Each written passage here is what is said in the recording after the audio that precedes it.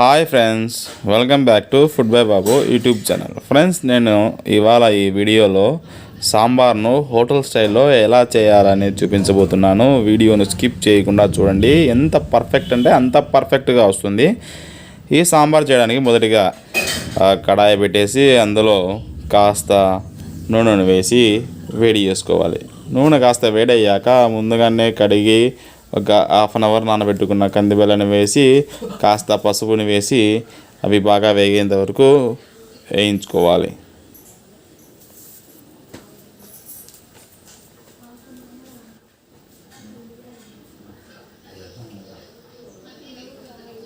ఇప్పుడు ఈ కందిబెల్లు బాగా వేగిన తర్వాత అందులో కొద్దిగా కట్ చేసుకున్న ఎర్రగడ్డ ముక్కలు, టమోటా ముక్కలు వేసి బాగా వేయించుకోవాలి. మాడిపోకుండా బాగా కలబెడుతూ వేయించుకుంటూ ఉండాలి. ఇవి బాగా వేగిన తర్వాత అందులో కాస్త నీటిని పోసి ఉడికించుకోవాలి. అవి ఉడకడానికి సరిపడా నీళ్ళు వేసి మూత వేసి ఉడికించుకోవాలి. అవి ఉడికేలోపు మరొక పొయ్యి మీద కడాయి పెట్టేసి ధనియాలు, మిరియాలు, మినపబ్యాళ్ళు, జీలకర్ర నూనె లేకుండా ఇక్కడ వీడియోలో చూపిస్తున్న విధంగా డ్రై రోస్ట్ చేసుకోవాలి. ఇవన్నీ బాగా వేగిన తర్వాత చివరిలో మనం దించే ముందు మనకు స్పైసీకి కావాల్సిన ఒట్టిమిరపకాయలు వేసేసి వేయించుకోవాలి. ఇప్పుడు ఇంకో పొయ్యి మీద కడాయి పెట్టేసి కాస్త నూనెను పోసి అందులో కొబ్బరి ముక్కలను, ఎర్రగడ్డ ముక్కలను వేయించుకోవాలి. ఇవన్నీ ఎందుకు అంటే మసాలాకు మనం ప్రిపేర్ చేసుకోవడానికి, సాంబార్ పొడికి. ఇలా ఇప్పుడు దాకా వేయించుకున్న డ్రై రోస్ట్, అలాగే ఇక్కడ ఎర్రగడ్డలు, కొబ్బరి వేయించుకున్నాం కదా, అవన్నీ రోటిలో దంచుకుంటే మనకు ఇలా పేస్ట్గా వస్తుంది. ఇదే మన సాంబార్ పేస్ట్. ఇప్పుడు మనం ముందు ఉడకబెట్టుకున్నాం కదా కందిబ్యాళ్ళు, టమోటా, అవి ఇప్పుడు బాగా ఉడికిపోయాయి. అందులో ఏవైనా ఎక్సెస్ ఆఫ్ వాటర్ ఉంటే పక్కకు వంచేసి వాటిని స్మాషర్తో స్మాష్ చేసుకోవాలి. నేనైతే ఇక్కడ పప్పు గుత్తి యూజ్ చేస్తున్నాము. చూడండి, ఇక్కడ వీడియోలో చూపిస్తున్నాం కదా, అలా మెత్తగా అయ్యే విధంగా స్మాష్ చేసుకోవాలి.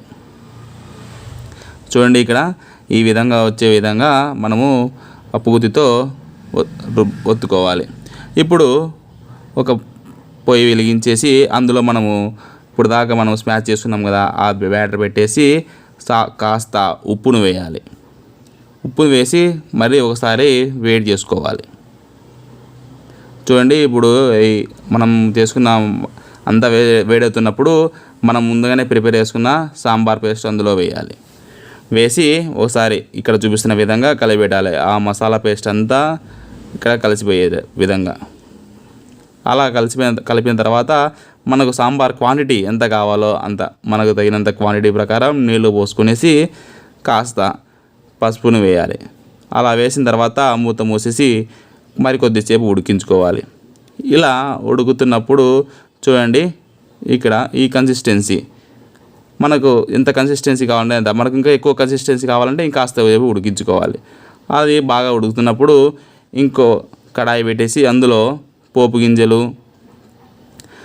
కరివేపాకు వేసి పెట్టుకున్న పోపును ఇక్కడ ఉడుకుతుంది కదా సాంబార్ మిశ్రమం అందులో వేయాలి.